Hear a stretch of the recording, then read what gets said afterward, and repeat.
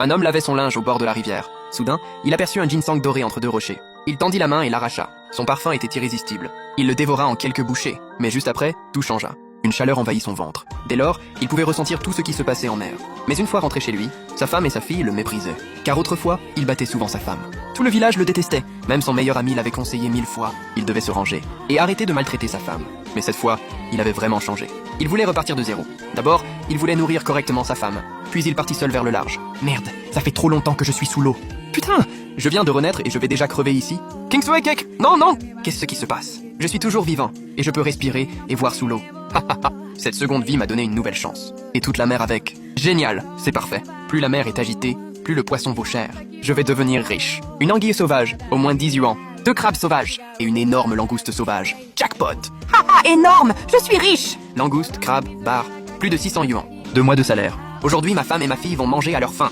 Jean Godong est vraiment une ordure. Il est sûrement encore parti jouer. Je vais devoir demander à Tante Wang de quoi manger. Tante Wang, on n'a plus rien à manger. Tu peux me prêter 2 galettes? Kingsway. Regarde un peu la vie que tu mènes. Tout le village le sait. Jean Godong est accro au jeu d'argent. Il paraît même qu'il veut vendre votre maison pour payer ses dettes. Tu comptes encore sur lui. Écoute-moi. Divorce au plus vite. Tante Wang a raison. Je ne peux plus lui faire confiance. Jean Godong, Je rentre signer les papiers du divorce. Tante, tu peux garder Kéké un moment? Jean Godong est violent. Fais attention à toi. Qui est dans ma cuisine? Chérie Kéké, lavez-vous les mains, à table. Aujourd'hui, on mange de la langouste. Jean Godong! Espèce de salaud. T'as vraiment vendu la maison? Je vais te tuer. Chérie, calme-toi. Je n'ai pas vendu la maison. Alors d'où vient l'argent pour tout ce poisson? Et cette langouste? Je t'en supplie. T'as fait quoi de la compte de la maison? Rends-le vite. Chérie, regarde-moi. J'ai attrapé cette langouste dans les rochers au bord de la mer. Je n'ai pas touché un centime de la maison. Si je manque, une voiture m'écrase. Que la foudre me tombe dessus. Et que je crève. Chérie, avant, j'étais un vrai connard. Mais j'ai changé. Aujourd'hui, j'ai gagné 700 yuans avec les fruits de mer. Je t'ai acheté un rouge à lèvres. Et des bonbons au lait pour Kéké. Les 680 yuans restants, je te les confie. Tu as vraiment gagné tout cet argent honnêtement? Oui, j'ai eu de la chance. J'ai trouvé des crabes et 2 grosses langoustes dans les rochers. J'en ai vendu une, et gardé l'autre pour vous. Reste pas planté là. Chérie, Kéké et tout? Chez Tante Wang. Je vais la chercher. Kek, regarde ce que j'ai là! Une grosse langouste! Papa, je peux en manger? Bien sûr, je vais te la décortiquer. Doucement, c'est chaud. Il a vraiment changé? Jean Godong, tu vas vraiment arrêter de jouer? Oui, plus jamais de ma vie. Ne me mens pas! Sinon, on divorce. Pas question, on ne divorcera pas. Moi, Jean Godong, je le jure. Plus jamais je ne vous ferai souffrir. Sinon que je crève. Qu'est-ce que tu viens faire ici? Tonton, je cherche Yezi. J'ai un truc à lui demander. Yezi n'est pas là. Arrête de venir le voir. Je veux pas que tu entraînes mon fils dans tes conneries. Papa, c'est qui? Frère Godong. T'es là, Sito. Yezi, j'ai entendu dire que vous vendiez votre vieille barque. Vous l'avez vendue? Non, personne n'en veut. Cette épave prend même l'eau. Pourquoi tu demandes?